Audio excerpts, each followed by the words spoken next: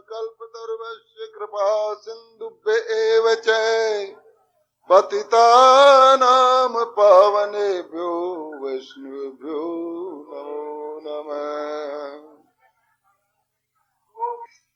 हरे कृष्णा। माताएं जल्दी जल्दी यहाँ आ जाएं। एकादशी की कथा कहने जा रहे हैं हम।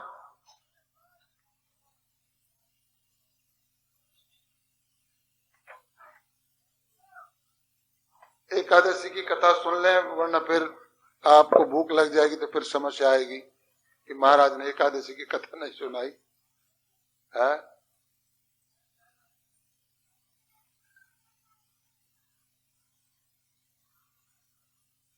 तो बलराम जी और कृष्ण भगवान जब उस पर्वत पर चढ़ गए तो जरासंध ने चारों तरफ उसकी अग्नि लगवा दी, लेकिन गोविंद और बलराम जी उस अग्नि को छलांग मार करके निकल गए और जाकर के द्वारिका बसाई।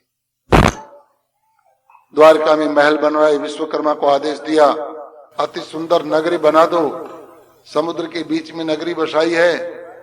गोविंद की जैसी इच्छा होती है विश्वकर्मा वैसे ही काम करते हैं, अन्य देवी देवता भी गोविंद की सेवा करते हैं।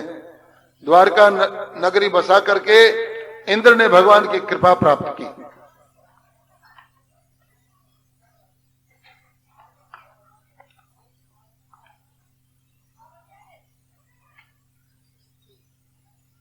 अब कथा शुरू होती है रुक्मणी विवाह की, जिसको हम रुक्मणी मंगल भी कहते हैं।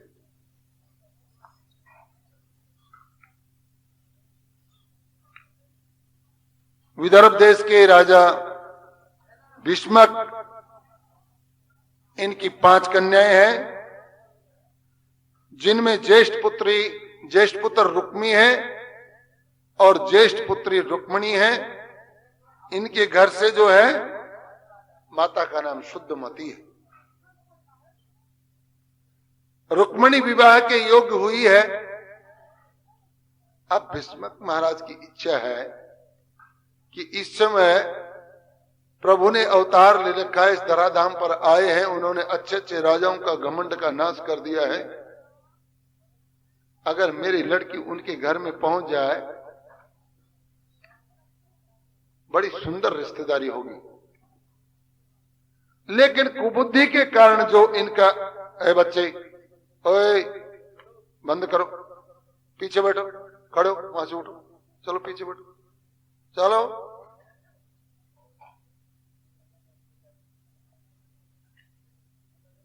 पिताजी चाहते हैं कि लड़की की शादी हो कृष्ण से, माता चाहती है लड़की की शादी हो कृष्ण से। कृष्ण जैसा वर इस संसार में ढूंढने से नहीं मिलेगा। लेकिन उसका जो भाई था वो शिशुपाल से प्रभावित है। जो यथा माम प्रबदन्ते ततम भजामि, जैसे जिसकी बुद्धि वैसे ही भगवान उसको बुद्धि देते हैं। जो जिस प्रकार मुझे भजन करता है मैं भी उसी प्रकार उसको बुद्धि देता हूं। भीष्म कहता है अगर मेरी बहन की शादी शिशुपाल से हो जाए तो बहुत सुंदर है। अब स्वयंवर की व्यवस्था की गई है, जो जीते वो कन्या के साथ शादी कर ले। इधर जब ये बात रुक्मणी जी को पता चली कि मेरे पिताजी और माताजी की तो इच्छा है कि मेरी शादी कृष्ण से हो, लेकिन मेरा जो भाई है ये रुक्मी, ये बीच में चट्टान बन करके खड़ा हो गया। रुक्मणी जी की स्वयं इच्छा है कि मेरी शादी कृष्ण से हो। कृष्ण भला किसको प्यारा नहीं लगे, कृष्ण से किसको हृदयंगम होने की इच्छा नहीं होती। और रुक्मणी जी से पूछा कि तुम्हारा इतना प्रेम कृष्ण से कैसे हो गया, तुमने तो कृष्ण को देखा भी नहीं। गोपियों की वो बात बताती है, तव कथा मृतम तप्त जीवनम कवि भीड़ितम कल्पशाभ। उसकी कथा सुन सुन करके मेरे हृदय में जितना मैल था वो सब साफ हो गया। और उसमें जो अन्य लोगों की कहीं छवि कुछ भी थी वो साफ हो गई। अब मेरे हृदय रूपी कमल के ऊपर, इस सिंहासन के ऊपर एकमात्र कृष्ण विराजता है, उसके अलावा हम किसी को जानते नहीं। लेकिन तुम्हारा भाई तो चाहता है कि तुम्हारी शादी शिशुपाल से हो जाए, बस ये मेरे भाग्य की विडंबना। तो संकट में या तो गुरु या फिर ब्राह्मण अपने विशेष दूत को भेजा है अपने कुल पुरोहित के पास। पुरोहितों को मेरे पास बुला के लाओ, ब्राह्मणों को मेरे पास बुला करके लाओ। पंडित जी आए हैं, बोलो बेटी क्या बात है? बोलो बाबा वैसे तो आपको मैं क्या कहूं, आप बुजुर्ग हैं, लेकिन मेरी इज्जत का सवाल, मेरे मन की एक अभिलाषा है, इस संकट में आप मेरा साथ दीजिए। बोलो बेटी जब तक इस शरीर में एक खून का कतरा भी है मैं तुम्हारी पूर्ण मदद करूंगा। बाबा मेरी अभिलाषा ये है, अब मैं विवाह योग्य हो गई, स्वयंवर होने वाला है, कहीं कृष्ण भगवान के पास समाचार नहीं जाए। मेरी अभिलाषा है कि मेरी शादी, मेरा पाणी ग्रहण संस्कार गोविंद से हो, लेकिन मेरा भाई रुक्मी गोविंद से चिढ़ता है, अगर उसने उसको समाचार नहीं भेजा तो समस्या हो जाएगी। तो आप एक काम करो, आप द्वारका जाइए, मैं आपको एक पत्र लिख देती हूं, आप वो पत्र गोविंद के पास पहुंचा दो। ब्राह्मण देव, ये इसीलिए इन ब्राह्मणों को नमस्कार, सुबह सुबह गो ब्राह्मण को नमस्कार इसीलिए किया जाता है कि संकट में हर समय साथ खड़े रहते हैं। रुक्मिणी ने पत्र लिखा है, बड़ा मार्मिक पत्र लिखा है। बिनती सुनिए नाथ हमारी, हे गोविंद इस दासी की विनती सुनना। मैंने जन्म जन्म आपके चरणों की रज धूल प्राप्त करने की कोशिश की है, अब जब वो समय आया है कि मैं आपकी सेवा करूं, आपकी अर्धांगिनी बनूं, आपके महल की शोभा बनूं, तो मेरा भाई रुक्मी रास्ते के बीच में अटक गया है और ये हो सकता है इस स्वयंवर में आपको न आने दे। लेकिन मालिक प्रभु मेरी इच्छा है कि मेरा पाणी ग्रहण संस्कार आपसे हो। और प्रभु मैंने आपको आज तक देखा नहीं, लेकिन मैंने गोपियों के बारे में सुना है, गोपियां आपका रात दिन चिंतन करती हैं, तो मैं ये सोचती हूँ कि इतनी हजार हजार लाख लाख गोपियां आपका चिंतन करती हैं, तो आपका स्वरूप अति सुंदर होगा। उस स्वरूप से मैं बड़ी प्रभावित हूं, और आप बड़े दयालु भी हैं महाराज। ये आपकी कृपा का भी मैंने बड़ा विवरण सुना है, तो क्या इस दासी के ऊपर कृपा नहीं करेंगे? इस संकट की घड़ी में महाराज ये विप्रदेव जब आपको जाकर के पत्र दे तो देरी मत कर देना। ये मेरी प्रार्थना, ये मेरी अरदास, ये मेरी अभिलाषा आप पूर्ण करना। ब्राह्मण देव पत्रिका लेकर के चले हैं, कुमकुम पत्रिका, द्वारका आए हैं। द्वारपालों से कहा है कि हमें द्वारकाधीश जी से मिलना है, कन्हैया से मिलना है। द्वारपालों ने उनको विप्रदेव को साथ लिया है, चरण वंदन किया है। कृष्ण भगवान आसन से उतरे हैं, ब्राह्मण देव को नमस्कार किया है। देखो पहले के राजाओं की भद्रता देखी, हरे कृष्ण, पहले के राजाओं की मर्यादा देखी और आज के हमारे नेताओं की मर्यादा देखी। वो द्वारकाधीश अपने आसन से उतरा है और आकर के ब्राह्मण का चरण पर क्षालन किया। हे विप्रदेव, आप हमारे यहां आए, आपको देख करके हमें बड़ी प्रसन्नता हुई। महाराज औपचारिकता का समय नहीं रह गया। क्या बात महाराज, आपकी एक दासी आपके चरणों की एक चेरी, आपको आपकी छवि अपने दिल में बसाए हुए रुक्मणी नाम की एक लड़की, भीष्मक राजा की कन्या, विदर्भ देश, उसका स्वयंवर होने वाला है। महाराज उसने प्रार्थना की है कि कन्हैया आ जाए यहां और इस स्वयंवर में विजय श्री हासिल कर ले और मुझे ले जाए। देखो ऐसे लोगों के भाग्य उदय हो जाते हैं जो अपने आप को कृष्ण के यहां बेच देते हैं। आप 7 दिन से कथा सुन रही हैं, अपने भावों को पवित्र बना चुकी हैं, बस बेच दो अपने आप को कन्हैया के सामने। अनर्गल बातों में दिमाग लगाने की कोई आवश्यकता नहीं। जब भी आपको फुर्सत मिले कृष्ण चालीसा पढ़ो, महामंत्र का जप करो, और थोड़ी बहुत ज्यादा पढ़ी लिखी हो एक गीता ले आओ, गीता के 2 श्लोक पढ़ो, 5 श्लोक पढ़ो, 1 अध्याय पढ़ो, ज्यादा समय मिले तो 9वें 7वें 8वें 9वें 10वें 11वें और 12वें, ये 6 अध्यायों का जो पाठ करता है भक्ति रानी उसके हृदय में आकर के विराज जाती है। 6 अध्याय जो शुरू के हैं वो कर्म योग के हैं, ये भक्ति योग के हैं 6 अध्याय मध्यम के, और ये ज्ञान योग के हैं 6 अध्याय अंतिम के। बीच में 6 अध्याय भक्ति योग किस लिए दिए? इसलिए दिए कि अगर ज्ञान भक्ति से रहित है तो वो ज्ञान बेकार है, अगर कर्म भक्ति से रहित है तो कर्म भी बेकार है। अगर आप ज्ञान को साथ लेकर के चलते हो तो उसमें गोविंद को जोड़ लो, भक्ति को जोड़ लो। अगर कर्म करते हो तो उसमें गोविंद को जोड़ लो, भक्ति को जोड़ लो, आपका कर्म भी सार्थक है और इधर ज्ञान भी सार्थक है। गोविंद विहीन ज्ञान निरर्थक है।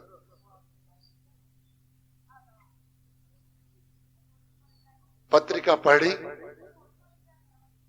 तो गोविंद ने जब वो पत्रिका देखी ना तो उन अक्षरों के ऊपर ऐसे पानी सा गिरा हुआ, कई शब्द तो स्पष्ट समझ में नहीं आ रहे थे।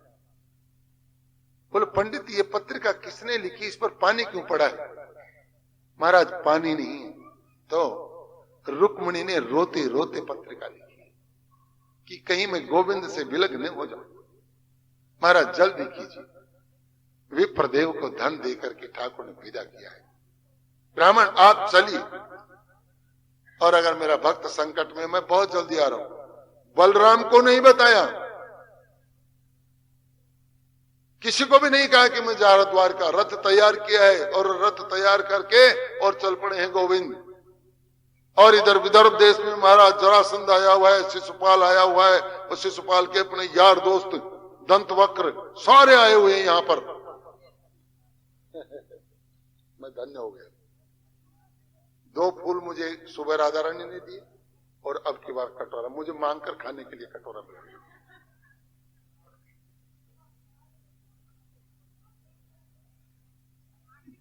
व्यूह रचना बना रहे हैं, प्लानिंग बना रहे हैं।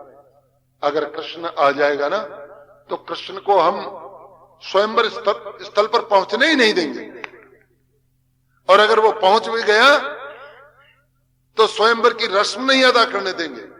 अगर उसने रुक्मिणी को जीत भी लिया स्वयंवर में तो तुम हो दंतवक्र, तुम हो शिशुपाल, मैं हूं जरासंध, ये सब मिल करके और कृष्ण से रुक्मिणी को छीन लेंगे।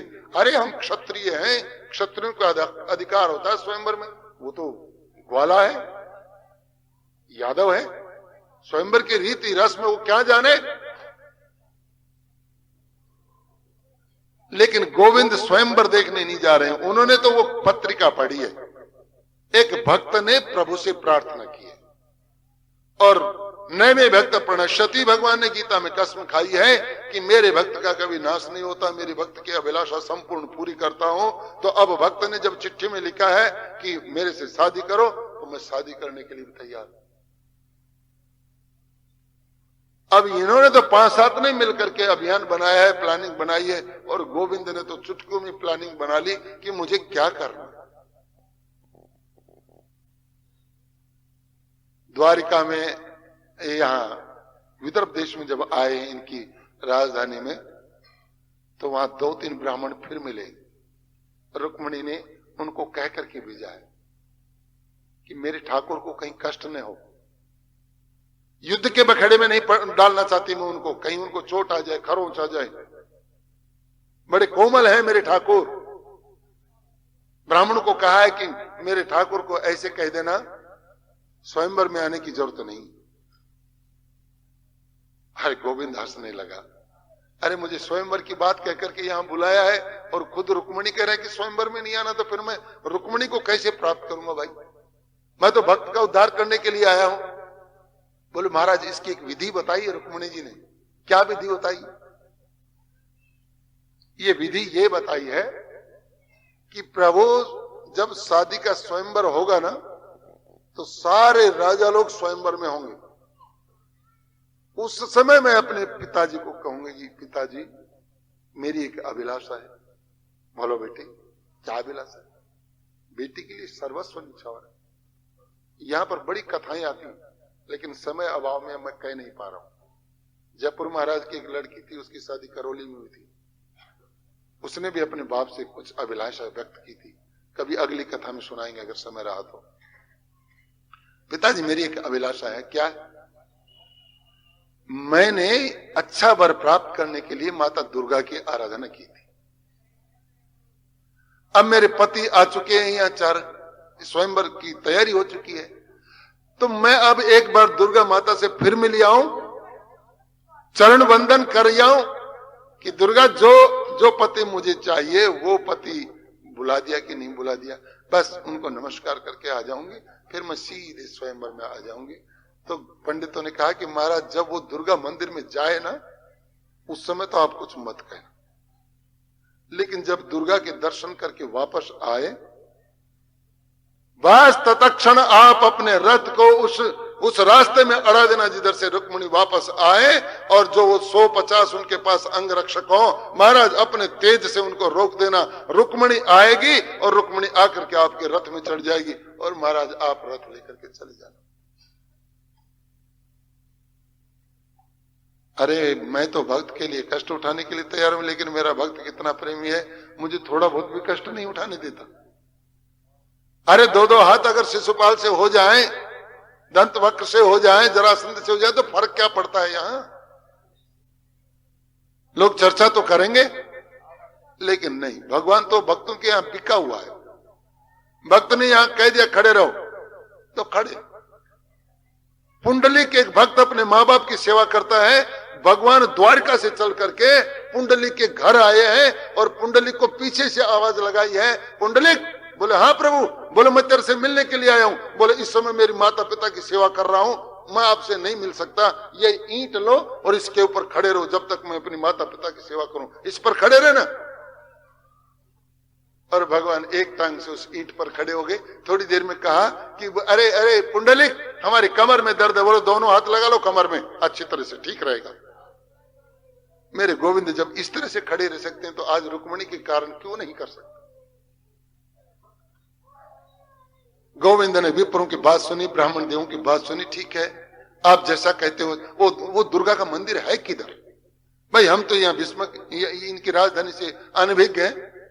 ब्राह्मणों ने बताया महाराज वो जो पहाड़ी है उस पहाड़ी के ऊपर वो जो सफेद मंदिर दिख रहा है वही दुर्गा का मंदिर है, और आप देखना जब उधर से गर्द उड़ने लग जाए, मिट्टी ऊपर उठने लग जाए तो आप समझ लेना कि रुक्मणी का काफिला जा रहा है। प्रभु तो अंतर्यामी है, देख रहे हैं, एक पेड़ के नीचे अपना रथ खड़ा कर दिया, आराम से बैठ गए। अब मुझे क्या करना है, आगे की व्यूह रचना है।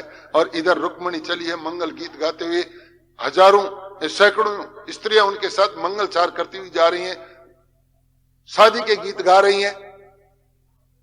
और शिशुपाल ने कह दिया कि कहीं वो छलिया नहीं आ जाए, कहीं रुक्मणी को उठाने ले जाए।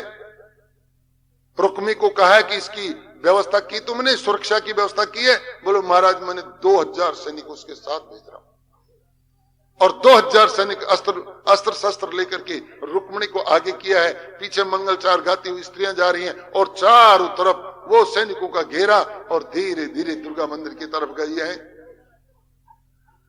दुर्गा मंदिर में पहुंच गए, दुर्गा की आराधना किए। माते मैंने जीवन में जो आपकी अभिलाषा पूर्ण करने के लिए आपसे प्रार्थना की, आज वो समय आ गया है, मेरे पति का साथ देना, मेरा साथ देना, कोई संकट नहीं आ जाए, और अगर संकट आ जाए तो रक्षक भी कोई ना कोई आ जाए। और दुर्गा ने मानो हंस करके उनको पूर्ण आश्वासन दिया है, और रुक्मणी वहां से चली है और अपनी सखियों को कहा है थोड़ा पीछे रहो।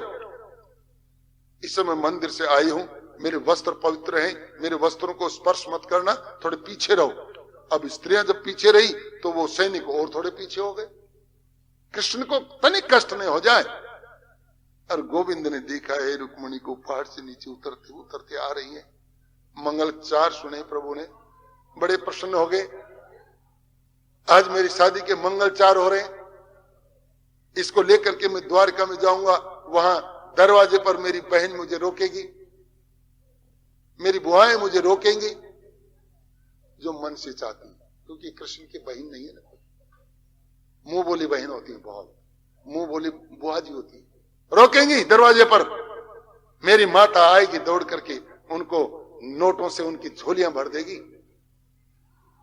हीरे मोती डाल देगी, और तब मैं रुक्मिणी को लेकर के अंदर जाऊंगा। और बलदाऊ भैया सामने आ जाएगा ना, तो मैं शर्मा जाऊंगा थोड़ा सा। अपने रथ को संवारा है, अपने घोड़ों की पीठ थपथपाई है, जिस प्रकार महाराणा प्रताप ने हल्दी घाटी के प्रांगण में अपने घोड़े की पीठ थपथपाई और कहा कि है चेतक, मैंने आज तक या तो सूर्य देव को बाप कहा है या अपने बाप को बाप कहा है, लेकिन आज इस जन्मभूमि की रक्षा के लिए मैं तेरे को बाप कह रहा हूं। और युद्ध के नगाड़े बजे और महाराणा प्रताप ने हमारे इस देश की रक्षा की, हमारे इस प्रांत की रक्षा की, घास की रोटियां खाई, लेकिन अपने मनोबल को परास्त नहीं होने दी।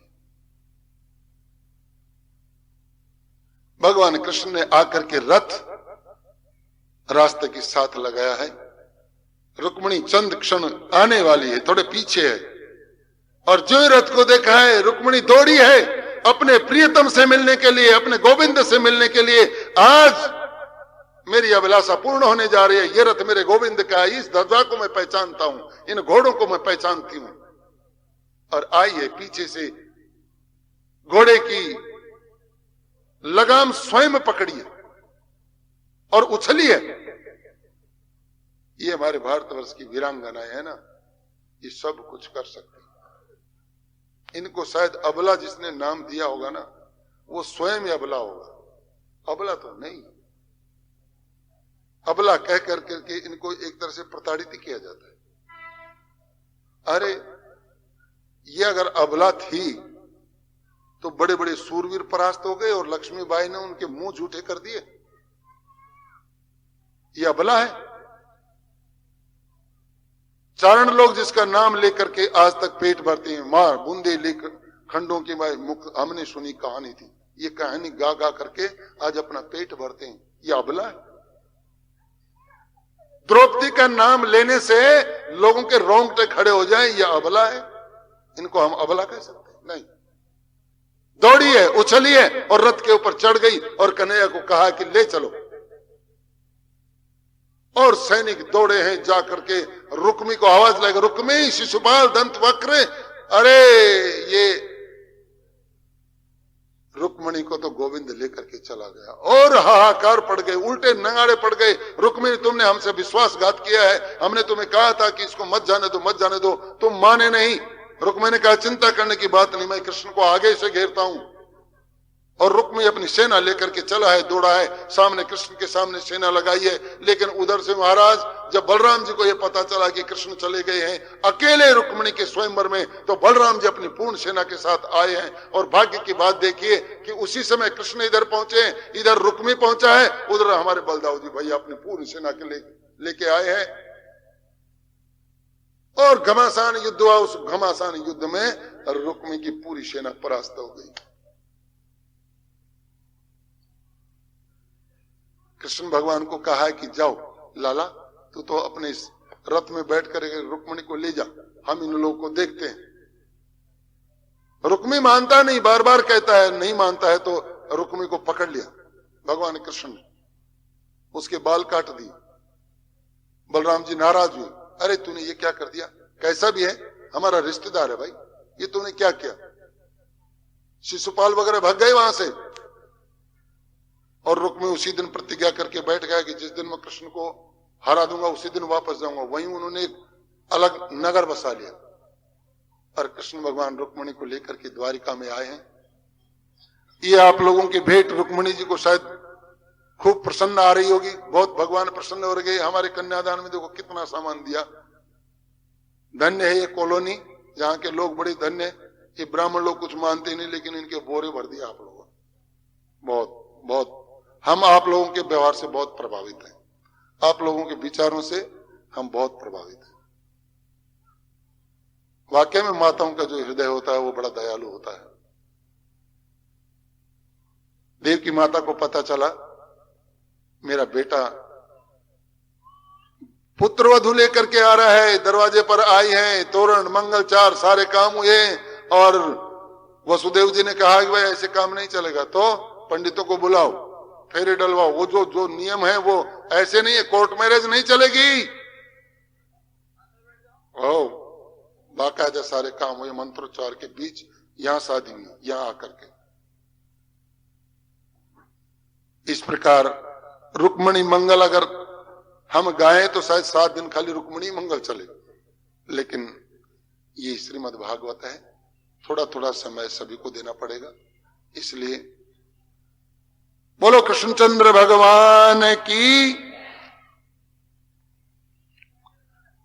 एक घटना घटित हो गई यहां। घटना क्या घटित हो गई?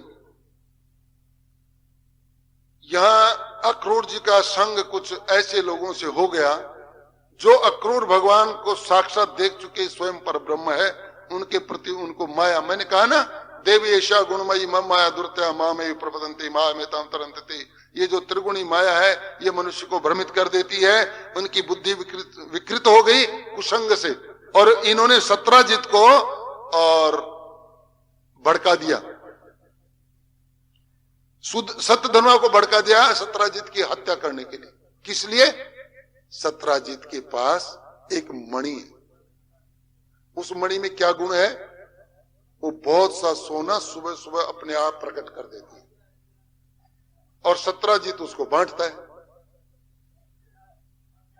अक्रूर जी कोई पसंद नहीं है, लेकिन ये सतधनवा ने तो सत्राजित ने तो सूर्य की तपस्या करके वो मणि अर्जित की है।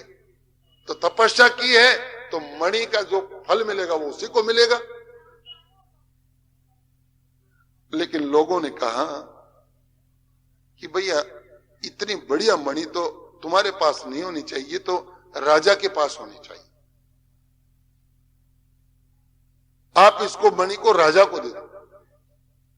सत्राजित नट गए, मैं नहीं दूंगा, नहीं दूंगा।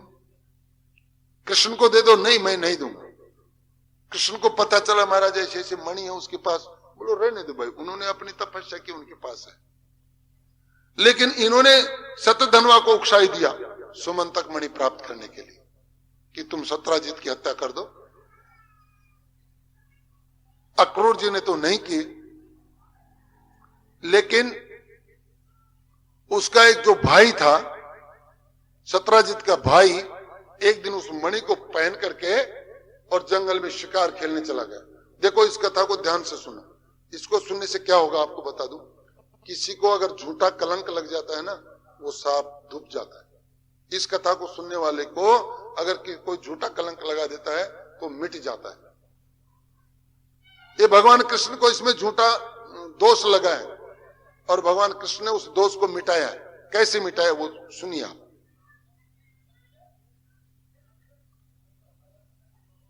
सत्राजित का भाई उस मणि को पहन करके शिकार खेलने के लिए गया है, और शिकार खेलने जब गया तो ऐसी कोई भाग्य की विडंबना, ऐसी दुर्घटना घटी, एक शेर कहीं पीछे से आया और सत्राजित के ऊपर हमला किया और सत्राजित को मार दिया। और वो शेर अभी थोड़ी दूर चला है, इतनी देर में एक जांबुवान आया।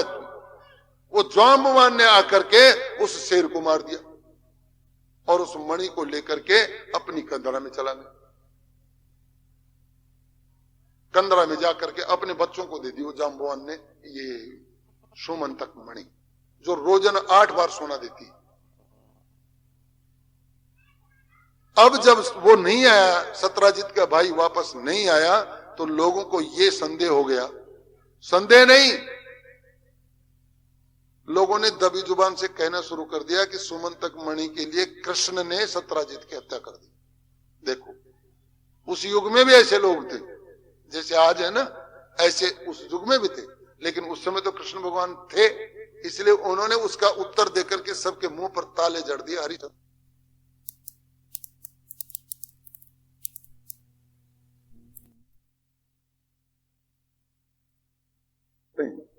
और ये जो हमारे कलंक लगा है, इस कलंक को धोएंगे। कृष्ण भगवान चले हैं, सैकड़ों लोग उनके साथ चले हैं, चलो ढूंढते हैं। और ढूंढते ढूंढते उस जंगल में आए जहां पर सत्यराजित के भाई को शेर ने काटा था, खाया था। वहां शेर के निशान मिले। शेर थोड़ी दूर चलता है तो वहां जाम्बवान के निशान मिले, और वहां से फिर आगे जाम्बवान के ही पैर चले। वो जाकर के कंदरा में घुस गए। कृष्ण ने कहा कि तुम लोग यहां रुको, मैं जाम्बवान से वो समंतक मणि लेकर के आता हूं। कृष्ण भगवान अंदर जाने लगे तो गांव वालों ने पूछा कि भैया कब तक वापस आ जाओ? बोले भाई देखो, अंदर जा रहे हैं, पता नहीं कैसे वीर सूरवीर से युद्ध हो या प्रेम से मिले। भाई कम से कम 1 महीना भी लग सकता है, या 10 दिन लग सकते हैं, 15 दिन लग सकते हैं, कोई ठीक नहीं है। अब भगवान अंदर गए हैं, और जो ही भगवान को देखा, जाम्बवान के जो बेटे पोते थे वो चिल्लाए। मनुष्य उन्होंने देखा ही नहीं था आज तक। चिल्लाए, ये कौन आ गया? और उधर से जाम्बवान आया है और कृष्ण की तरफ एकदम से दौड़ा है मारने के लिए। और कृष्ण भगवान भी चौकन्ने हो गए। युद्ध चल पड़ा। 1 दिन, 2 दिन, 3 दिन, 5 दिन, 7 दिन। गांव वालों ने 11-12 दिन तक तो इंतजार किया, 15 दिन तक इंतजार किया, वो चले। कृष्ण की हत्या हो गई दिखती है, ऐसा लगता है। इसलिए भगवान कहते हैं अवजानंती मामुड्डा, मानो से तने मासुरता।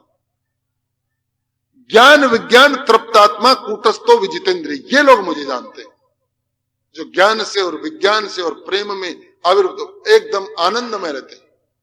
दूसरे लक्षण बताए, ब्रह्मभूत प्रसन्नात्मा ने सोचती न कांक्षती। ये लोग मुझे जानते हैं। ये गांव वाले नहीं पहचान पाए। द्वारकावासी भगवान कृष्ण को वहां छोड़ करके आ गए, और यहां शंका प्रकट कर दी कि शायद भगवान कृष्ण मारे। लेकिन यहां युद्ध चला। इस युद्ध में भगवान ने जाम्बवान को परास्त किया। जाम्बवान समझ गया जो तुम्हारे सामने शक्ति है ये कोई साधारण नहीं है। पैरों में पड़ गया, प्रभु मैं आपको पहचान नहीं पाया। आज तक किसी वीर ने मुझे इतनी पटकनी, इतना संघर्ष नहीं करने के लिए मौका दिया। आपने तो महाराज मेरी पूरी हड्डियां हिला दी, मेरा पूरा शरीर एकदम लस्त पस्त हो गया। आप कौन हैं? भगवान ने अपना अद्भुत दृश्य दिखाया। जाम्बवान पैरों में पड़ गया। महाराज आप मुझे क्षमा करें, जाओ, हमने तुम्हें क्षमा किया, लेकिन महाराज इसका प्रमाण क्या आपने मुझे क्षमा कर दिया? मेरी एक पुत्री है जाम्बवती, आप इसको ग्रहण कर लेंगे तो मैं सोचूंगा आपने मुझे माफ कर दिया। भगवान ने जाम्बवती के साथ ये दूसरी शादी की है, और वहां से बाहर आए हैं। देखिए ग्रामवासी चले गए। भगवान शहर में द्वारिका में आए हैं, हल्ला मच गया, गोविंद आ गए। अकेले आए हैं सुमंत मणि के साथ, देखा तो सुमंत मणि के साथ। सत्यराजित को बुलाया है, महाराज ये तुम्हारी मणि लो और हमारा कलंक साफ कर। सत्यराजित रोने लगे, महाराज मैंने जो आपकी कलंक लगाया उसके लिए मुझे क्षमा करें। बोलो क्षमा किया? तो बोलो क्षमा करेंगे तो आप मेरे को कैसे पता चले आपने क्षमा किया? तो बोलो तुम क्या कहना चाहते हो?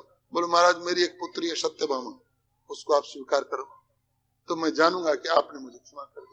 भगवान ने कहा जो तुम्हारी इच्छा, हमने तो कभी किसी को इनकार किया ही नहीं, चलो सत्यभामा से भी शादी कर लो। ये जो कथा सुनता है इसलिए उसके कलंक धुप जाते। इसको स्मरण कर लिया करो बीच बीच में। कभी कोई कलंक लग जाए तो इस कथा को, सुमंतक मणि की कथा को स्मरण कर लेना।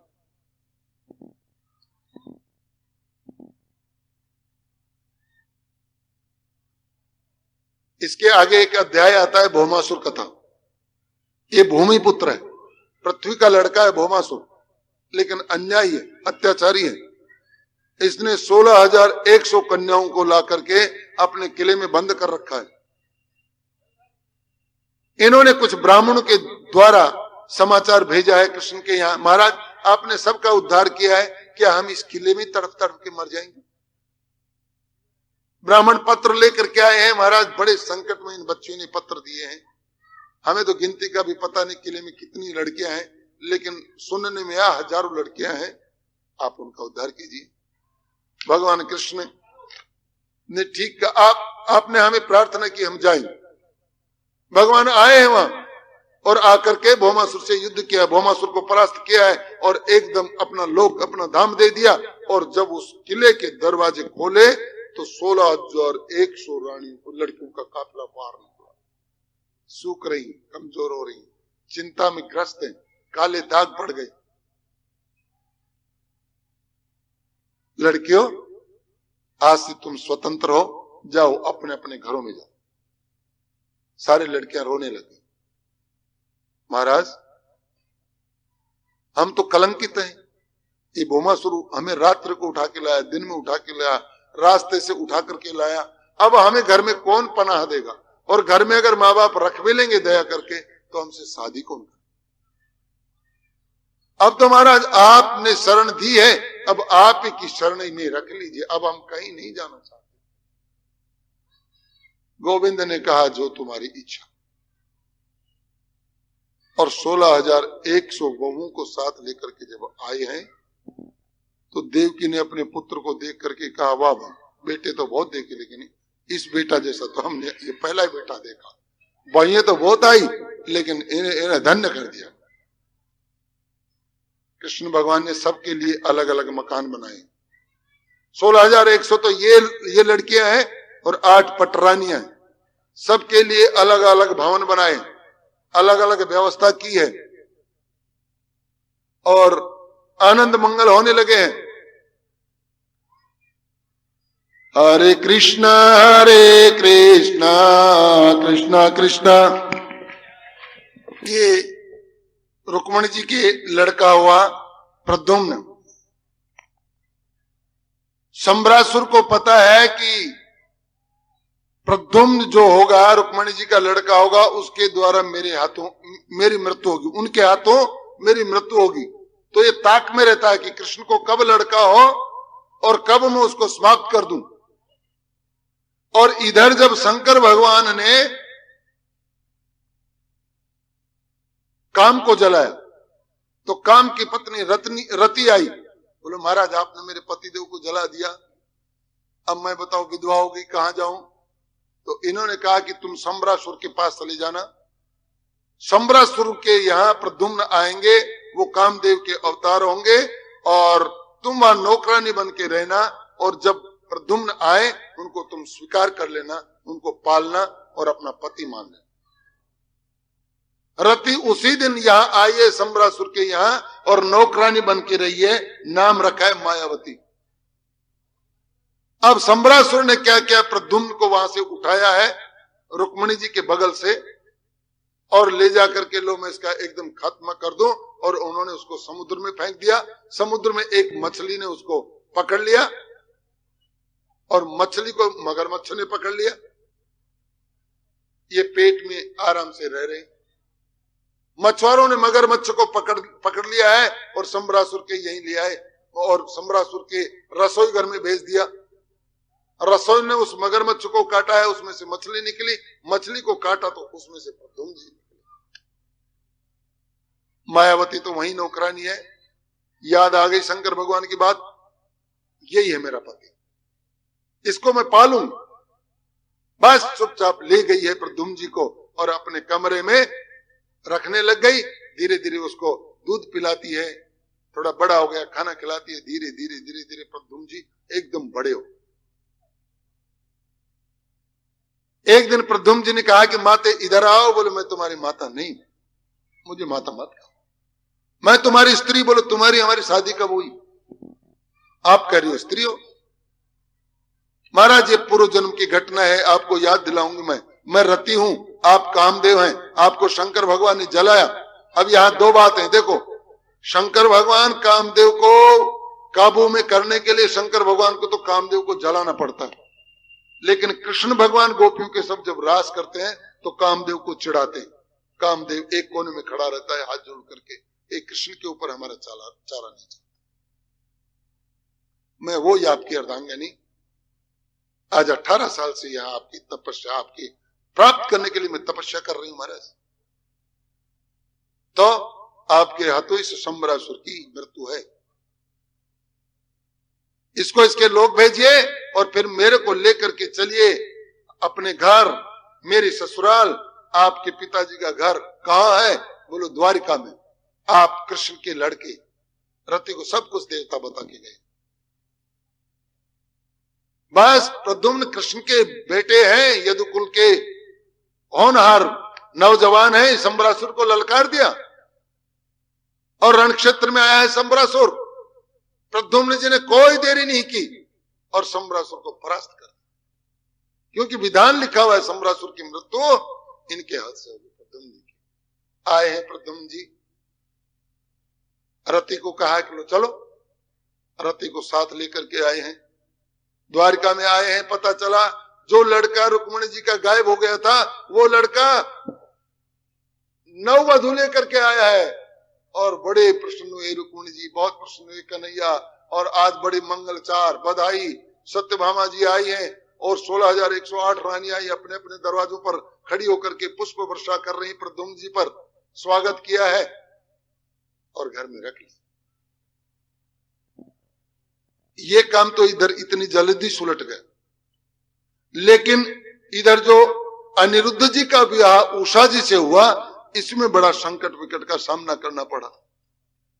घटना क्या हुई कि बाणासुर नाम का दैत्य प्रहलाद जी के वंश में है। शंकर भगवान की तपस्या की इसने, शंकर भगवान प्रसन्न हो गए। बोलो बेटा क्या चाहिए? बोलो बाणासुर क्या चाहिए? बोलो महाराज मेरी अभिलाषा ये है कि ये देवता लोग बार बार मेरी नगरी के ऊपर हमला करते हैं, आप मेरी मदद में जुट जाइए। बोलो क्या करूं? बोलो आप मेरी नगरी के यहाँ द्वारपाल देख रेख कीजिए, यहीं रहिए, जब कोई संकट आए तो हमारे साथ युद्ध कीजिए। शंकर भगवान भोले वाले हाँ कर दी, ठीक है हम तेरी नगरी में रहेंगे। शोणितपुर है इनकी नगरी, शोणितपुर में रहेंगे, जब तेरे ऊपर कोई संकट आए तो हमें बताना। और देखो इस अहंकारी की बुद्धि देखो, इस मूर्ख की बुद्धि देखो। एक शंकर भगवान से पूछ लिया एक दिन, बोलो महाराज मेरी भुजाओं में बड़ा दर्द हो रहा है, ये भुजाएं बड़ी अकड़ रही हैं, कोई मेरे साथ युद्ध करने वाला है कि नहीं इस पृथ्वी के ऊपर? शंकर भगवान ने कहा रे तेरे को इतना अहंकार है, अपनी भुजाओं पर इतना अहंकार है, बस तूने वैष्णव से पूछा है, परम वैष्णव से पूछा है तो ले। एक लाल सी झंडी लाए उखाड़ करके शंकर भगवान अपने त्रिशूल में लगा दी और बोले ले तेरे महल के ऊपर लगा ले, जिस दिन तेरी ये झंडी गिर जाए समझ ले उस दिन तेरे को मारने वाला कोई ना कोई आ गया। अहंकार ने झंडी लगा भी ली। हरे कृष्ण। इसी बाणासुर की एक लड़की है जिसका नाम है उषा। उषा नाम की लड़की के साथ एक दासी रहती है चित्रलेखा। उषा जवान है, चित्रलेखा को कहा कि सखी हाँ तू मुझे कोई ऐसा राजकुमार बताना जिससे मैं शादी करूं। बोलो बहन तेरे को हम राजकुमार बता करके क्या करेंगे, तेरा पिताजी तो तेरी शादी कर नहीं रहा किसी से। जो सुंदर सुंदर राजकुमार हैं वो तो यदुकुल में है या कुरुवंश में है, पांडवों में है, इधर उधर है। अब राक्षसों में तो कोई सुंदर राजकुमार मिलेंगे, राक्षस कहां राजकुमार मिलेंगे? तो तू ऐसे कर मुझे कोई चित्र बना बना करके दिखा राजकुमारों के, जो भी राजकुमार मेरे पसंद आएगा उसके लिए मैं तुम्हें कह दूंगा। तो चित्रलेखा को इतना दिव्य ज्ञान है कि वहां बैठे बैठे वो सब राजकुमारों के चित्र बना देती है। कुरुवंश के सब राजाओं के चित्र बनाए, इनको पसंद नहीं आए। और कई राजाओं के राजकुमारों के चित्र बनाए, इनको पसंद नहीं है। लेकिन जब यदुकुल वंश के अनिरुद्ध राजकुमार का चित्र इसने स्लेट पर बनाया, सुंदरता दी, लुभावनी छवि देख करके उषा एकदम आकर्षित हो गई। ये राजकुमार कौन है? बोले ये राजकुमार तो द्वारिका में है कृष्ण के यहां। तो चित्रलेखा इससे मिलाओ भाई, मेरे इस राजकुमार से मिलाओ। चित्रलेखा ने कहा ये विद्या तो मेरे पास, राक्षसी मायावी विद्या तो मेरे पास है, मैं कल ही उठा के ले आती हूं। और मायावती गई है रात को, और जाकर के चित्रलेखा ने क्या किया, द्वारका में प्रवेश किया और जाकर के अनिरुद्ध की चारपाई सहित उसको उठाया है और राक्षसी माया से लेकर के आई, शोणितपुर में ऊखा के महल में ला जाकर के रख दिया। वो निंद्रा में है। ऊषा आई है, पंखा जला है, धीरे से अनिरुद्ध को उठाया। अनिरुद्ध ने आंखें खोली, अपरिचित चेहरे। अरे मैं कहां आ गया? बोले महाराज आप शोणितपुर में, मैं बाणासुर की कन्या हूं और मैं आपसे विवाह करना चाहती हूं। मेरी दासी आपको लेकर के आई है, आपको यहां रहना ही पड़ेगा। लेकिन बाणासुर को अगर पता लग गया तो? बोले वो व्यवस्था मैं करूंगा। चित्रलेखा को कहा कि देखो महल में से ये आवाज बाहर नहीं जानी चाहिए। अब अनिरुद्ध और उषा दोनों साथ साथ रहते।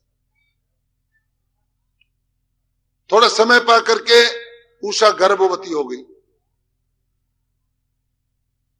एक दिन अचानक दूसरे महल की दासी यहां आई है, वो अनिरुद्ध जी को देख गई और उषा जी को देख गई।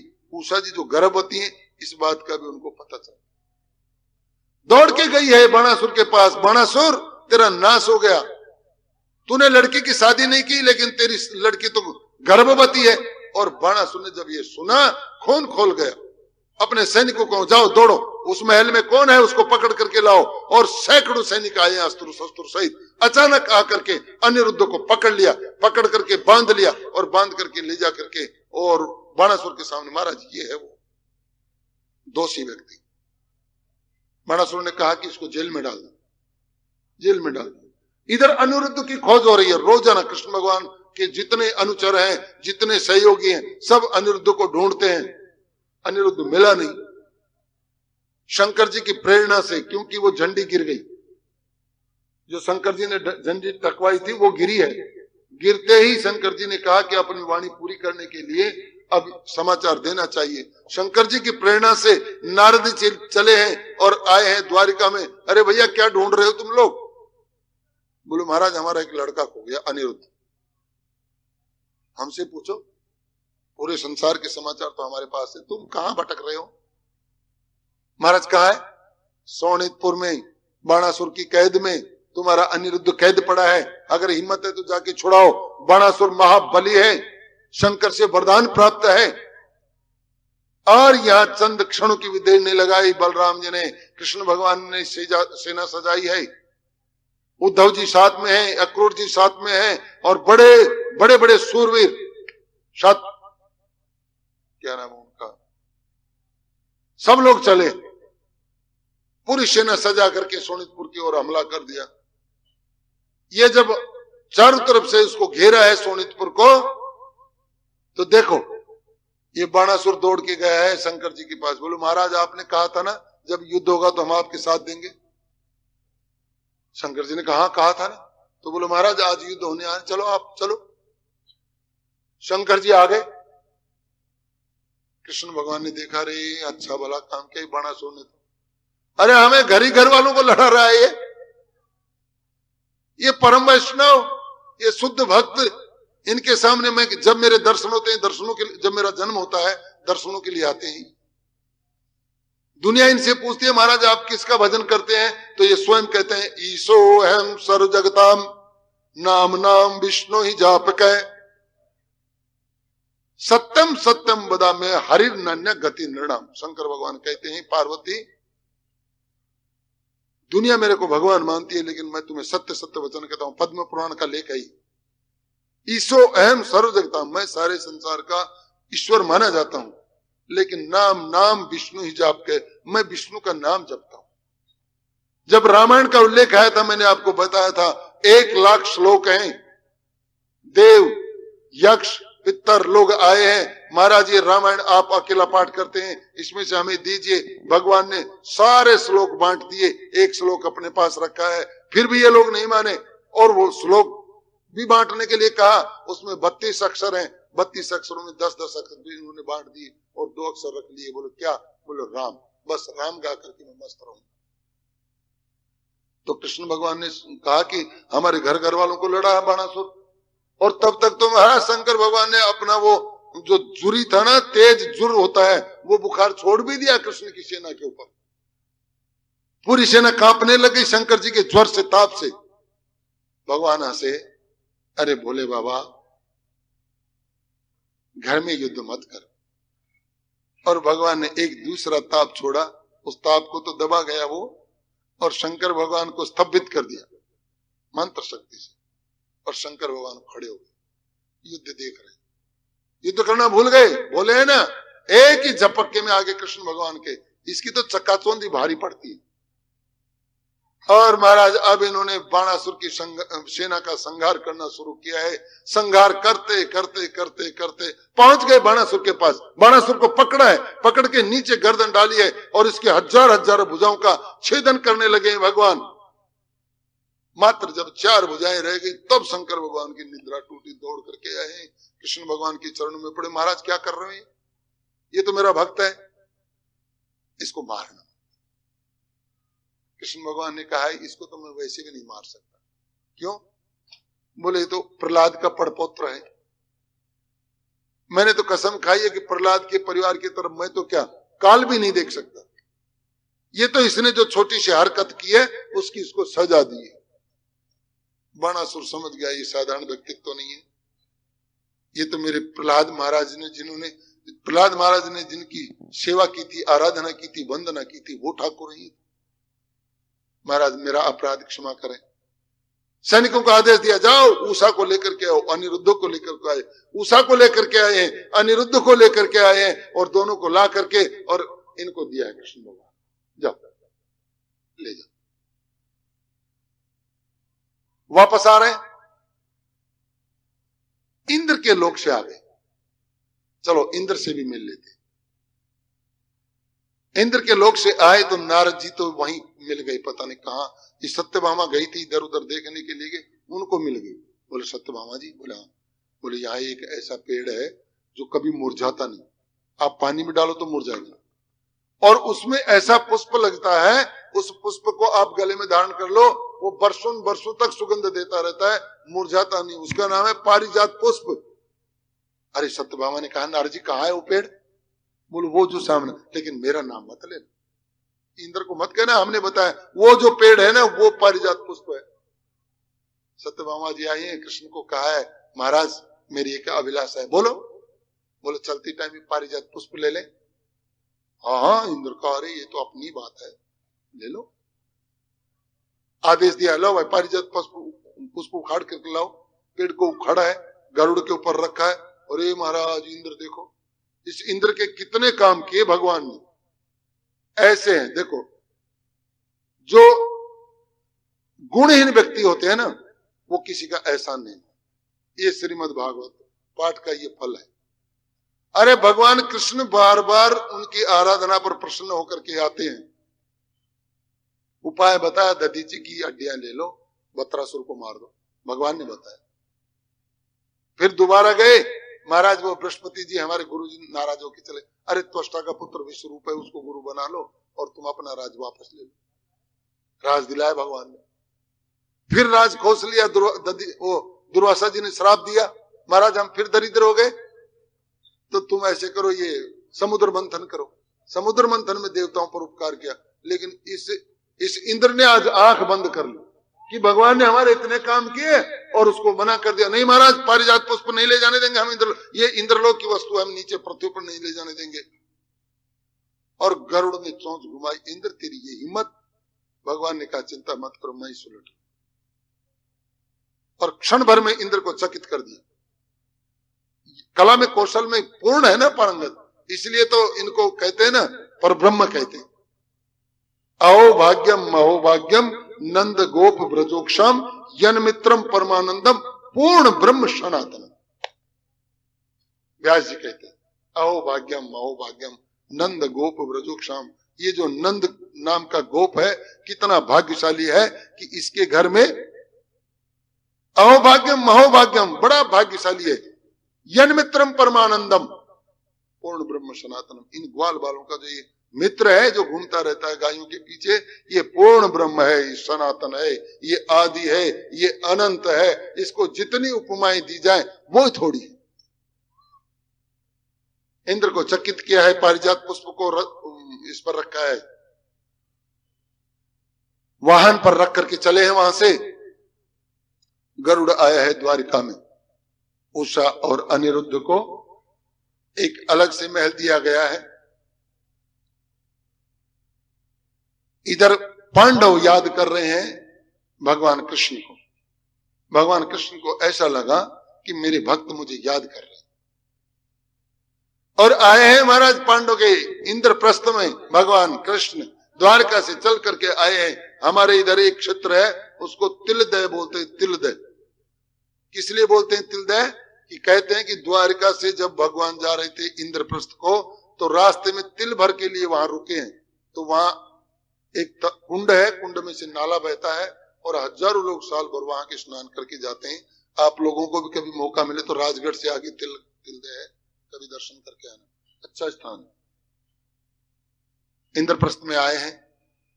युधिष्ठिर महाराज, अर्जुन, भीम, नकुल, सहदेव सब ने वंदना की है। महाराज हम एक राजसूय यज्ञ करना चाहते हैं। करो, यज्ञ तो करना चाहिए। लेकिन महाराज इस राजसूय यज्ञ में सब राजाओं से पहले कर लेना पड़ता है, क्या तुम कर ले आओगे? बोलो महाराज इसीलिए तो आपको याद किया है, जिसके साथ आप रहते हैं उसकी सब अभिलाषाएं पूर्ण हो जाती हैं।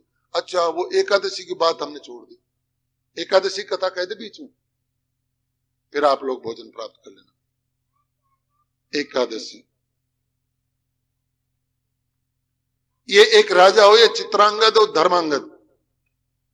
देखो हम वैसे मोटे हैं, बुद्धि हमारी मोटी है, लेकिन कथा मैं ऐसी कहूंगा आप लोगों ने किसी ने नहीं सुनी। हाँ ध्यान रखना, ऐसी नई कथा कहूंगा, और अगर कही हो तो कोई हाथ उठा लेना। चित्रांगद धर्मांगद राजा, किसी ने कथा सुनी है? उठाए हाथ। नहीं उठा सकते। ये तो मैं दिव्य लोक से लेकर आया हूँ, गोलोक वृंदावन धाम से। रात को कन्हैया मिला, मैंने कहा अरे कल एकादशी है कन्हैया, हमें भी कोई नई वस्तु दे जा। तो उन्होंने हमारे कान में चित्रांगद और धर्मांगद राजा की कथा कही, जो हम आपको कह रहे हैं। जय श्री राधे। हाथ ऊपर उठाने का मतलब यह है कि हे राधे, तेरे चरणों में हम अपने आप को समर्पित करते हैं। हमारा कुछ भी नहीं, जो कुछ है तेरा ही है। ये एकादशी भी तेरी है। चित्रांगद और धर्मांगद, ये लड़का है, धर्मांगद पिताजी हैं, चित्रांगद उसके लड़के हैं। तो धर्मांगद राजा ने अपने नौकरों को कहा कि ये देखो हमारे ठाकुर जी की सेवा पूजा होती है, लेकिन हम उनको मन के हिसाब से पूरे पुष्प नहीं चढ़ा पाते। ऐसे करो कि 50 बीघा जमीन के अंदर गुलाब के पुष्प लगाओ। और नौकरों को आदेश मिला है 50 बीघा में गुलाब के फूलों की खेती। कोई बड़ा गुलाब, कोई छोटा गुलाब, कोई गुलाबी गुलाब, कोई लाल गुलाब, कोई सुर्ख लाल गुलाब। देख करके तबीयत प्रसन्न हो जाए। एक दिन अचानक नारद जी उस बगीचे में आ गए और उन पुष्पों को देख करके मोहित हो गए। और वो नारद जी ने जो अपना जीवन में काम किया है वो ही काम सोच लिया कि ये खाली ये धर्मांगद राजा के काम कहेंगे, ये तो इंद्र को भी चाहिए, देवताओं को भी चाहिए। और महाराज गए हैं वहां इंद्र के पास। बोले इंद्र तेरे को एक बात बताऊं? बोले हाँ। बोलो पृथ्वी के ऊपर एक धर्मांगद राजा है, उस राजा ने 50 बीघे का वो गुलाब के फूलों का एक बगीचा तैयार किया है। तो फिर हम क्या करें महाराज? अरे कुछ फूल तू भी मंगा लिया कर, ठाकुर जी को तू भी चढ़ाया कर। बोला अच्छा महाराज। बोला हाँ, तो हम कल ही यान भेज देते। इन्होंने अपने दूतों को कहा कि जाओ वो धर्मांगद राजा के यहाँ पुष्प हैं गुलाब के, नाना प्रकार के सुंदर सुंदर फूल, रात में तोड़ लो। इंद्र के आदमी आए हैं और पुष्प तोड़ करके ले गए। अब सुबह जब ये राजा धर्मांगद के लोग गए फूल तोड़ने के लिए, तो वहां एक भी फूल नहीं। बेचारे मालियों को डांट पड़ी, तुम लोग यहाँ किस लिए रहते हो? बोले महाराज रात के अंधेरे में कोई ले गया, लेकिन सबसे बड़ी समस्या ताले बंद है। चौकीदार कह रहे हैं कि इधर कोई आया ही नहीं, तो ये चोरी हुई कैसे? तो बोले महाराज कल हम पकड़ के बताएंगे। दूसरे दिन सारे चौकीदार सतर्क, माली सतर्क, पेड़ों के नीचे छुप गए हैं। राजा का कहर का डर है। इंद्र के सैनिक अपना यान लेकर के आए हैं। यान नीचे नहीं टिकता, इंद्र का यान जो है वो एकदम जमीन से 5 फुट ऊंचे रहता है। वहां से सैनिकों ने छलांग लगाई है और छलांग लगा करके पुष्पों को तोड़ा है। पुष्पों को समेटने लगे, तब सारे चौकीदार निकल करके आए। अरे दुष्टो, तुम लोग ये रात को काम करते हो, ये तो राजा ने हमें बख्श दिया, वरना मर जाते। और दोनों को पकड़ करके और बांध करके लाए हैं राजा के पास। दुआए हो महाराज। राजा ने कहा क्या बात है? बोले महाराज वो फूलों के चोर पकड़े गए। फूलों के चोर पकड़े गए? बोले हाँ, ले आओ। लाए। कौन हो तुम लोग? बोले महाराज हम इंद्र के सेवक हैं। अरे इंद्र के सेवक और तुम चोरी करते हो? बोलो महाराज क्या करें, वहां से आते आते समय लग जाता, रात हो जाती। तो तुम्हें अगर पुष्प चाहिए थे तो तुम हमें कहते, आधे पुष्प तुम ले जाते, आधे पुष्प हम रख लेते, या हम 50 बीघा और पुष्प लगा लेते तो उसमें ले जाते तुम लोग। ये तो तुमने अच्छा नहीं किया। आगे से ऐसे करना कि आधे पुष्प तुम ले लेना और आधे पुष्प हम ले लेंगे, और रोजाना चाहिए ले जाकर। तुम भी ठाकुर को चढ़ाते हो, हम भी ठाकुर को चढ़ाते। जाओ, तुम्हें माफ किया। अब देखो दूत कह रहे हैं कि महाराज हम जा नहीं पाएंगे। बोले क्यों? बोले हमें शरीर से पृथ्वी के मानव ने स्पर्श कर दिया है, तो हमारा जो यान है वो भूमि पर टिक गया। अब वो यान उठ नहीं सकता स्पर्श होने से, तो वो यान कैसे उठ सकता है? कोई विधि बताओ भाई। हमारा तुम्हारा झगड़ा थोड़ी है, कोई विधि बताओ जिससे वो यान उठ जाए। बोलो महाराज इसका तो उपाय एक ही है। बोले क्या? कि आपकी नगरी में अगर कोई ऐसा व्यक्ति हो जो एकादशी का व्रत करता हो, वो आदमी अगर इस यान को आकर के हाथ लगा दे तो ये यान उठ सकता है। अब आप देखो कि एकादशी का कितना बड़ा महत्व। इंद्र का यान उड़ सकता है उसके हाथ लगाने से। प्रत्यक्ष अनुभव है बहुत संत लोगों का। किसी व्यक्ति के प्राण नहीं निकल रहे हो और उसको एकादशी के व्रत दे दो, आप 2 प्राण निकल जाए। किसी गाय के प्राण नहीं निकल रहे हो, एकादशी के व्रत दे दो उसको प्राण, उसकी मृत्यु महोत्सव के रूप में प्रकट हो जाती है। आनंद से वो इस लोक से उस लोक को जाता है, वैकुंठ लोक को। जो एकादशी का व्रत